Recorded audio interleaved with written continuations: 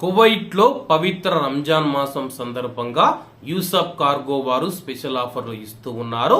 మీరు మీ ఇంటికి పంపించే వస్తువులపైన స్పెషల్ ఆఫర్లు ఇస్తూ ఉన్నారు.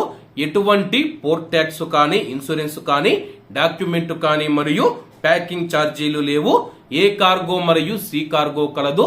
మాలియా మరియు కైతాన్ ప్రాంతాలలో యూసఫ్ కార్గో ఉంది.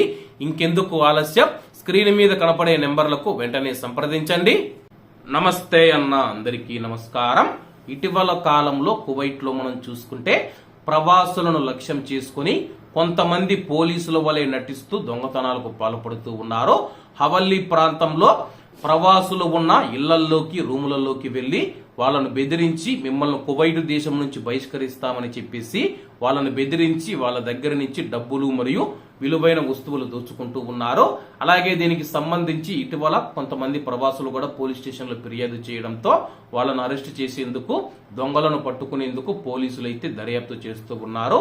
అలాగే కువైట్ లో ఉన్న ప్రవాసులు మరియు కువైటీ పౌరులకు కువైట్ అధికారులు కీలక సూచనలు చేశారు. అలాగే కువైట్ లో ఉన్న పోలీసులకు కూడా కొన్ని సూచనలు అయితే చేయడం జరిగింది.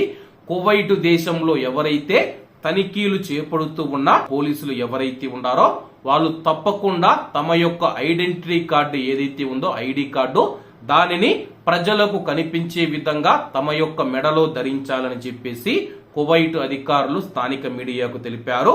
ముఖ్యంగా కాలినడకన వెళ్లేవారు తప్పనిసరిగా వారి యొక్క కార్యాలయం, అలాగే వారి యొక్క వృత్తి మరియు అలాగే వాళ్ళు మిలిటరీలో పనిచేస్తూ ఉంటే వాళ్ళు ఏం పని చేస్తూ ఉన్నారని సూచించే, ఏమి ఉద్యోగం చేస్తూ ఉన్నారని సూచించే ఐడి కార్డును ధరించాలని చెప్పేసి అధికారులు తెలుపుతూ ఉన్నారు. ముఖ్యంగా కువైట్ లో ఉన్న ప్రవాసులు ప్రత్యేకించి పోలీసులమని చెప్పుకుంటూ ఉండేవారు ఎవరైతే ఉన్నారో వాళ్ళ యొక్క ఐడి కార్డును చూపించాలని చెప్పేసి ప్రవాసులనైతే అధికారులు అయితే కోరడం జరిగింది. ఎందుకంటే అది మీ యొక్క హక్కు అని చెప్పేసి, ఇలాంటి నేరాలను నిరోధించడంలో కీలకమైన చర్య అని చెప్పేసి, ఇటువంటి మోసపూరిత కార్యకలాపాల నుంచి ప్రవాసులను రక్షించడానికి భద్రతా ప్రోటోకాల్లను పోలీసులు కట్టుబడి ఉండాలని చెప్పేసి అధికారులు తెలుపుతూ ఉన్నారు.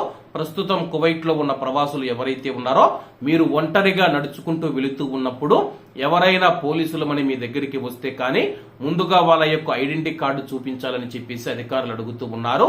ఇక్కడ ముఖ్యమైన విషయం ఏంటంటే కానీ ప్రవాసులు ఐడెంటిటీ కార్డు చూపించమంటే కానీ పోలీసులు చూపిస్తారన్న నమ్మకాలైతే లేవు. మేము నీ యొక్క బతాకా అడిగితే నువ్వు మళ్ళీ మమ్మల్ని తిరిగి ప్రశ్నిస్తావని చెప్పేసి పోలీసులు కొట్టే అవకాశాలు కూడా లేదు.